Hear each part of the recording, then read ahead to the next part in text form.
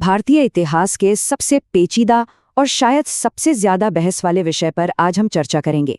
मुहियुद्दीन मोहम्मद, जिन्हें आमतौर पर औरंगजेब या आलमगीर कहा जाता है, मुगल इतिहास के एक ऐसे शासक रहे हैं जिनके इर्द गिर्द आज भी कई तरह की धारणाएं मौजूद हैं।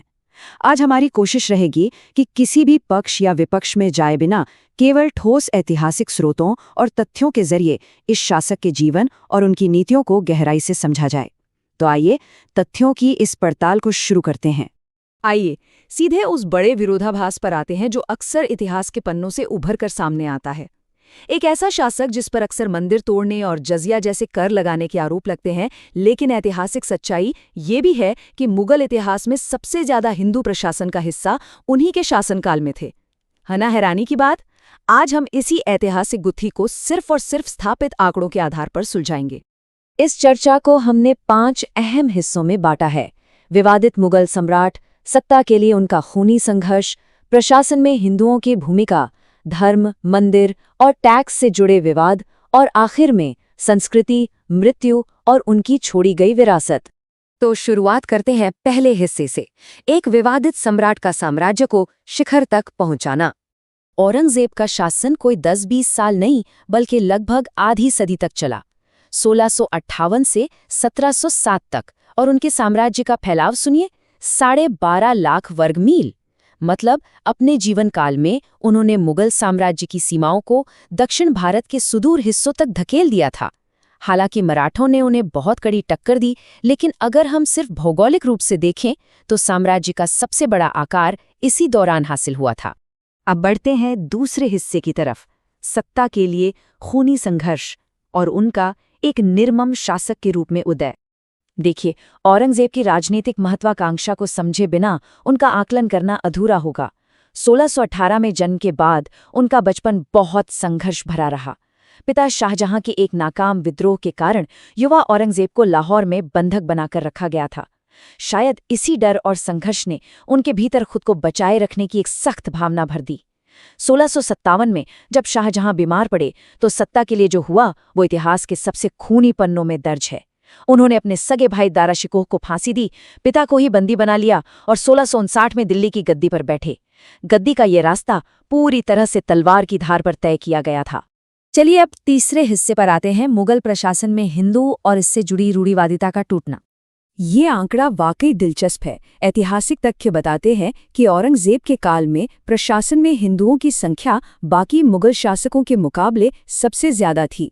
जहां शाहजहां के समय सेना और दरबार के अहम पदों पर 24% हिंदू थे, वहीं औरंगजेब के समय ये आंकड़ा बढ़कर 33% हो गया। जाने माने इतिहासकार एम अथर अली इसी 33% के आंकड़े को सामने रखकर उस आम धारणा को चुनौती देते हैं कि औरंगजेब गैर मुस्लिम अधिकारियों के साथ भेदभाव करते थे। ये सच्चाई आज की कई राजनीतिक धारणाओं को सीधे पलट देती है। और बात सिर्फ निचले पदों की नहीं हो रही है। मुगल सेना के बड़े और अहम पदों पर भारी संख्या में राजपूत नियुक्त थे। कई बार तो मराठों और सिखों के खिलाफ हमलों में मुगल सेना की कमान सीधे राजपूत सेनापतियों के हाथ में होती थी। इतिहासकार यदुनाथ सरकार के मुताबिक एक छोटी सी अवधि के लिए खुद छत्रपति शिवाजी महाराज भी औरंगजेब की सेना में मनसबदार रहे थे, यानी उन्हें एक अहम सैन्य पद दिया गया था। ये उस दौर की बेहद उलझी हुई राजनीतिक सच्चाइयों को साफ तौर पर बयां करता है। अब आते हैं चौथे और सबसे चर्चित हिस्से पर, धर्म, मंदिर और कर से जुड़े मुख्य विवाद। औरंगजेब ने जिजिया कर दोबारा लागू किया, जिसे अकबर ने हटा दिया था। लेकिन ये टैक्स असल में काम कैसे करता था? ये पूरी तरह से आय पर आधारित था। और दिलचस्प बात यह है कि गरीबों, बेरोजगारों, शारीरिक रूप से कमजोर लोगों, ब्राह्मणों और सरकारी अधिकारियों को इससे पूरी तरह छूट मिली हुई थी। अब अगर हम इसे 17वीं सदी के चश्मे से देखें तो उस जमाने की राजनीति में ये कोई अनोखी बात नहीं थी। उदाहरण के लिए, मराठों ने जब दक्षिण में अपना दबदबा बनाया तो उनकी व्यवस्था में मुसलमानों से ज़कात वसूला जाता था, जबकि हिंदू आबादी इस कर व्यवस्था से बाहर थी। आज के दौर में भले ही अजीब लगे, पर तब ये एक आम राजनीतिक चलन था। इतिहासकार रिचर्ड ईटन का एक बहुत ही शानदार विश्लेषण है कि उस दौर में मंदिर तोड़ने या बचाने के पीछे धर्म से कहीं ज्यादा राजनीति काम करती थी। एक तरफ ऐसे मंदिर थे जिन्हें राजनीतिक विद्रोह या साजिशों के चलते तोड़ा गया, जैसे 1669 का काशी विश्वनाथ मंदिर या मथुरा का केशवराय मंदिर, जहां सल्तनत के खिलाफ जाटों का विद्रोह हुआ था। पर वहीं दूसरी तरफ ऐसे भी मंदिर और मठ थे जिन्हें औरंगजेब ने खुद वित्तीय अनुदान और संरक्षण दिया। बनारस का जंगम बाड़ी मठ और इलाहाबाद का सोमेश्वरनाथ महादेव मंदिर इसके पक्के सबूत हैं। ये अनुदान उन लोगों के लिए इनाम था जो सत्ता के वफादार थे। मतलब साफ है, चाहे संरक्षण हो या विध्वंस, नीतियां मुख्य रूप से राजनीतिक ही थी। अब पहुंचते हैं हमारे 5वें और आखिरी हिस्से पर, संस्कृति, मृत्यु और विरासत। एक ऐसी छवि जो शायद आम धारणाओं से काफी अलग है।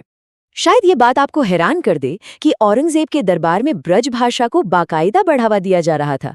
इतिहासकार एलिसन बुश बताती हैं कि सम्राट के बेटे आजम शाह ने महाकवि देव जैसे ब्रज साहित्य के दिग्गजों को पूरा संरक्षण दिया।